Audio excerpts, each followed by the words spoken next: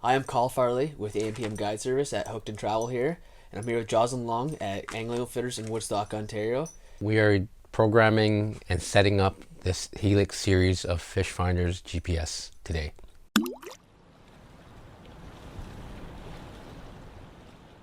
So right now we've got a Helix 15. All the Helix series from the 5-inch to the 15-inch are very similar in their programming. This is a G4 Mega Helix 15, and we've just noticed something. The unit did not memorize a lot of the parameters that we did. So right now we're on reel mode. So I'm going to turn off the unit to explain for memory work. Many of the Helix Generation 1, Generation 2, Generation 3, when you program on simulation mode, it'll actually memorize it. On this G4, it doesn't want to memorize it. So I'm going to show you a little feature to tell you what the Humminbird unit does. Now the simulator, the simulation that we've done is inside a steel roof building. So there's no way we're going to lock on a GPS. So if we can't lock on a GPS, we can't program the GPS feature. When you hit the menu button on a startup of a Humminbird, if you're not sure if there's something wrong, we have a system status screen. The system status screen is a check screen that tells you all your information, how many hours you have on your unit, if everything's working. When you press the view button, it allows you to tell you that either your transducer is plugged in or not. If your transducer is plugged in, it'll say connected for temperature. If the GPS says unconnected, that means your antenna on an external antenna system is down, or you haven't locked on the satellite yet because of a steel roof. So on the accessory test and on the diagnostic view, which is where your satellite views are in, and on your system status, these are dealer test screens. This will not allow the unit to work, so you can't connect to you can't run the unit. So you have to turn the unit back off, and we're going to go to real mode, not simulation mode, because it will memorize what we do now. So we've just allowed the unit to boot in. We're going to hit the menu button and we're going to go to real mode. Normal is real mode, simulator is fake mode. So we're going to go to real mode, press exit to continue. This is the unit, this is real now. Where English is good. Water type is either fresh or saltwater or deep water. So we're going to use freshwater because we're in freshwater. We are going to now go to your fish finder screen. We're going to increase, we're going to chart speed, crank it up a little bit, and we're going to go to the dark color. Okay, this is real, we're not simulating right now. Menu button 2 times. Setup, we're going to go to Angler, Custom, that gives you way more features. We're going to exit, we're going to go to the fish finder.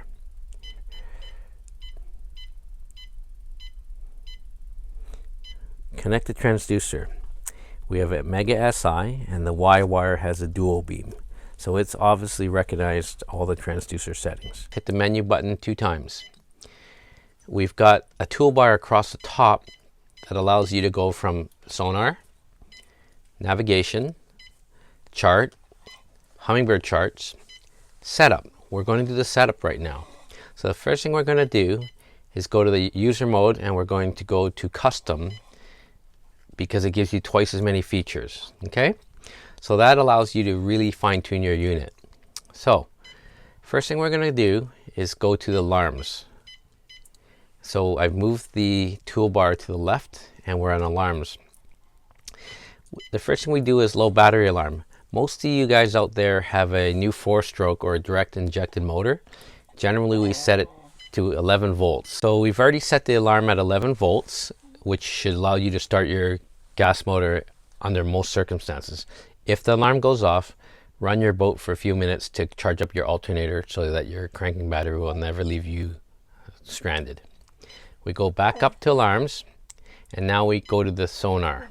So on the sonar, we're going to leave it on Mega Chirp, side imaging chirps, Mega Chirp, 360s on chirp. Surface cutter, we turn that to 1 or 0. So on the older Humminbirds, you can go to 0. On the newer Humminbirds, we're going to leave it turned as low as we can put it. I don't need to see what's on the top of the sonar mode. I'd like to see what's down at the bottom more detailed. Switch fire. We want to always go to max mode. When you go to the max mode, it increases your rate of return, so the clarity is going to be a lot better, especially when you drive faster. We go back up to the top. Navigation, we're not touching that yet. Chart. We're always going to go on heading up. Heading up is the same as a car GPS. The map moves, you stay at the bottom of the screen. Now, I have two different softwares put in this unit today. One is either Navionics Regions Plus, which is the one you want to get, because Regions Plus is more detailed for the area that you live in. The Lakemaster is very good in certain areas. Neither software is either better or worse, but if you have the iPilot Link trolling motor, the Lakemaster software will allow you to follow the contour lines in the Lakemaster. So we're going to change the screen. Exit, view button, view button, view button, view button, view button, view button, view button, view button. We're just going to eliminate some of these pages in a few minutes, but right now we're just going through the simulator mode and we're on the map screen. We zoom out and we go to where we put the map data into, which in this area is in Canada. So we're just going to take the map to areas that we boat in, which is where we're teaching. So we're going to zoom in to Canadian areas of detail. So we're going to go to Lake St. Clair. And right now we're on auto. Many of our customers don't ever seem to turn on the data in the right file. So right now we're on the auto mode of the Humminbird. So let's turn on the Navionics file first. Menu once, menu twice. Turn the map source to Navionics. Now we exit once, we exit twice. It's loading the Navionics. We zoom into a part of the lake and we start looking at the detail. It's a little bit quicker when you're not on fake mode. We're on the simulation mode. This is a lousy Navionics file that is a low definition, which is fine for running, but it's not very detailed when you're boating. So we hit the menu button twice and we turn on the Sonar charts because that's the better file that comes with the Regions Plus card. When we turn on that file, the detail is far greater, so that if you're actually fishing, you're going to see a lot more detail, which is more important when you're fishing. Now, Humminbird has an excellent feature that you can set the magic fishing depth. So in this lake, a very good depth of fishing would be 8 feet of water. So we hit the menu button twice and we go down to shaded depth and we set it to 8 feet of water. And anything less than 8 feet of water will be blue colored. So now you can follow a pinch point or a contour line that goes tighter. So this is an example of using the Navionics Regions Plus for your area. Now, we're going to now go through the Lakemaster card. So we hit the menu button twice. We go to the map source and we go to auto. We exit once. So we go to the chart data and we turn it on to auto, not Navionics, and now we have the Lakemaster card turned on. So this is a Lakemaster. The Lakemaster card has a lot of customizable features that's very nice. So the first thing we're going to do, menu twice, go to the Humminbird symbol because this is a Humminbird software made by Humminbird. Shallow water highlight, we're going to set it 6 feet. So anything less than 6 feet of water is going to be red, so you don't hit any rocks. Our magic depth, for an example, would be a 14 to 16 foot weed line. We run the menu twice. We go to highlight number 1. We set the minimum to 14 feet of water. And we set the maximum to 18 feet of water. And now we have a swath, when we zoom out, that we can follow a weed edge as an example, or a magic depth that the fish seem to be in.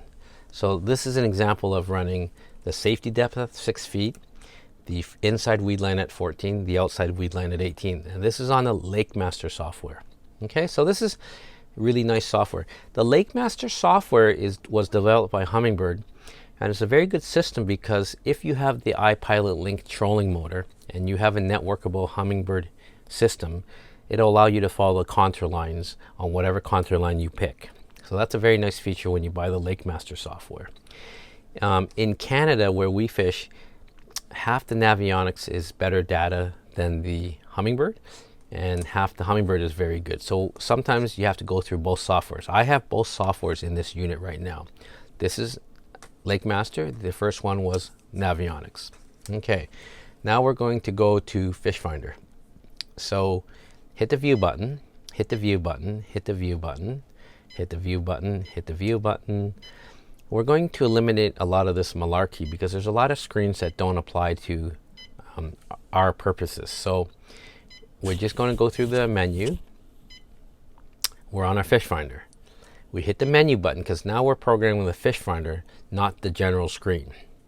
Sensitivity, we're going to increase or decrease until we see the information we need to see. So an example would be if I don't see my downrigger ball, I would increase the sensitivity until I do for deeper water. But for bass fishermen, I need to see the contrast of the bottom. So weed thicknesses, jig heads going up and down. And that has to do with how much power you put down your sensitivity. Right now we're increasing the power. Now we're decreasing the power. So you set it to what what you need it to do. Exit once. Now we go down here. Chart speed. We generally turn up the chart speed, which brings us to the next situation. When you buy a Humminbird system that's a side scan, you are actually supposed to purchase a splitter wire, which is an automatic system that Humminbird has developed, and you're supposed to get a high-speed chirp transducer. This is Hummingbird's high-speed transducer. It is a regular looking system. There's many different versions, so you'll have to get the right one based on your unit. This is the Humminbird side scan transducer. So this side scan unit comes with a low-powered fish finder, a very high-powered side scan down scan, and you're supposed to get a Y wire. This is a mega Y wire that allows you to run both transducers at the same time. There's another really important feature of why you get this wire. When you have a Humminbird system, you don't want the expensive downscan, side scan transducer below the hull, because if you hit a floating piece of wood or a rock, it's very, very expensive to replace that transducer. So many of our customers seem to mess this system up. This is the Y wire. They have labeling on it. One says dual beam, right here, and the other one says side imaging.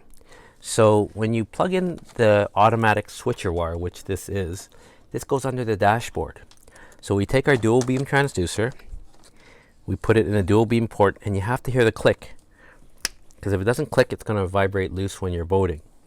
And then we take the side scan transducer, and we take the side scan port, and we snap this into position. So now when you go above 10 miles an hour, it's going to switch to the dual beam transducer, and when you go slower to run the down scan side scan, it's going to automatically switch to the side scan transducer.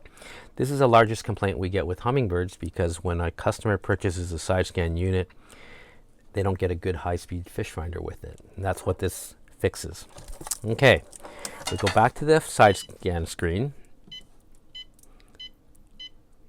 The sonar screen, I'm sorry. We go back to the sonar screen.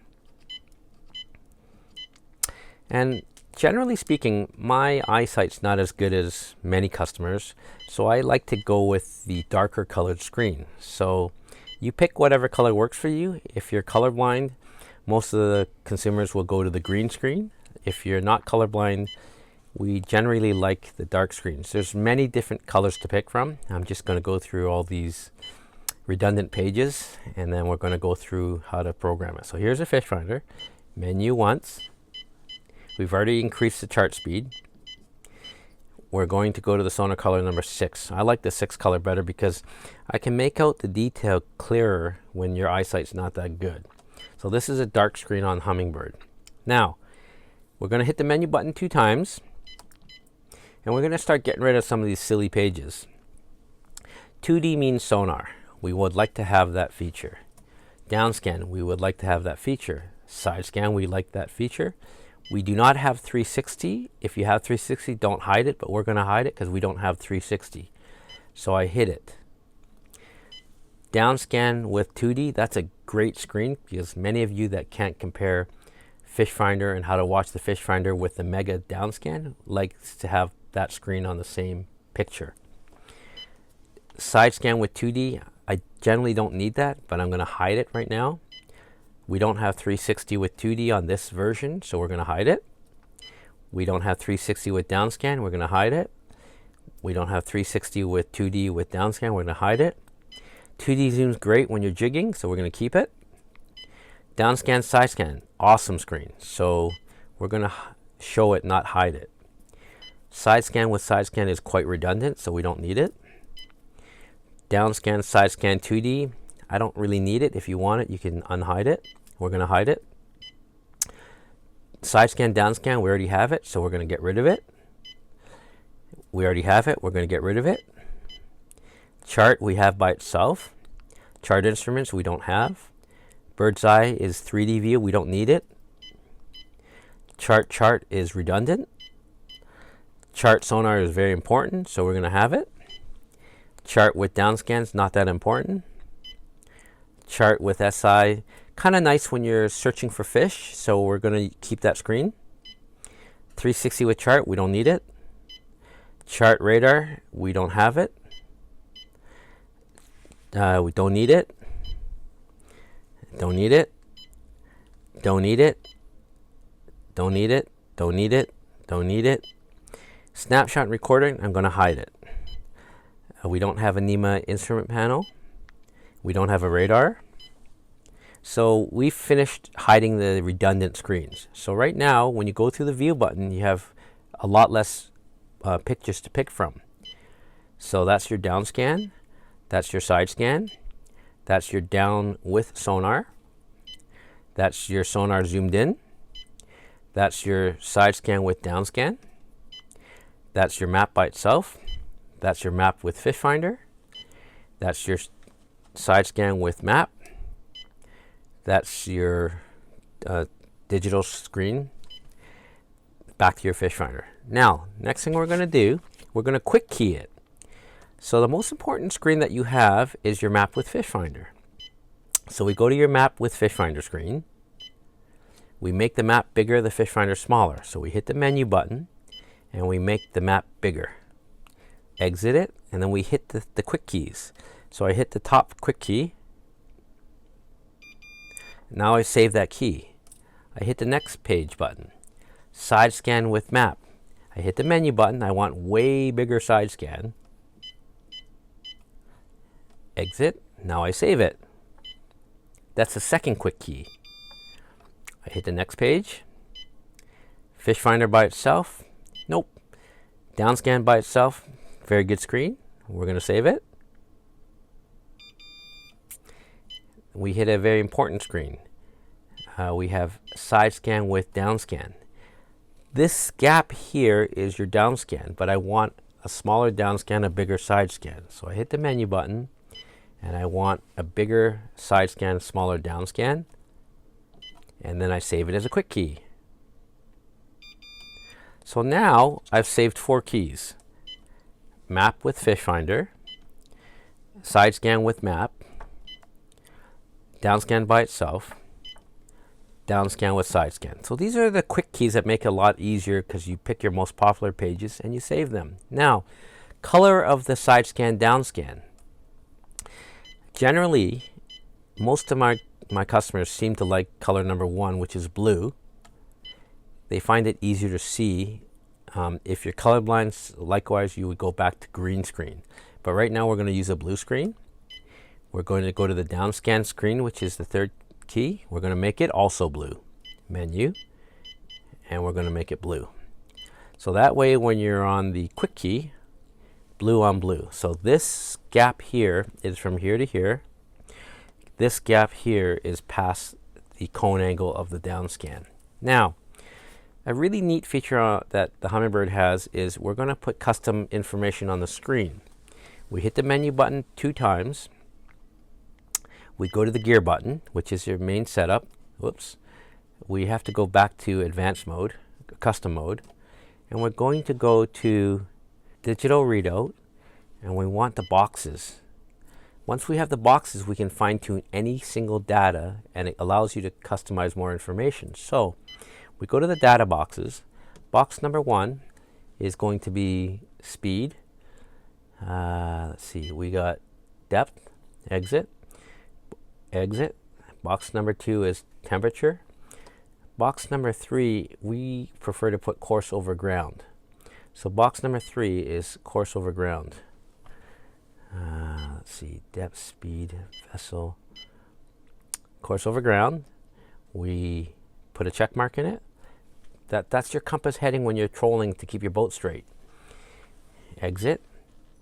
We have our time. We have our boat speed. This is for your trolling motor, but we have a voltmeter. So this is a nice setup right now because we have the information we need when we're boating.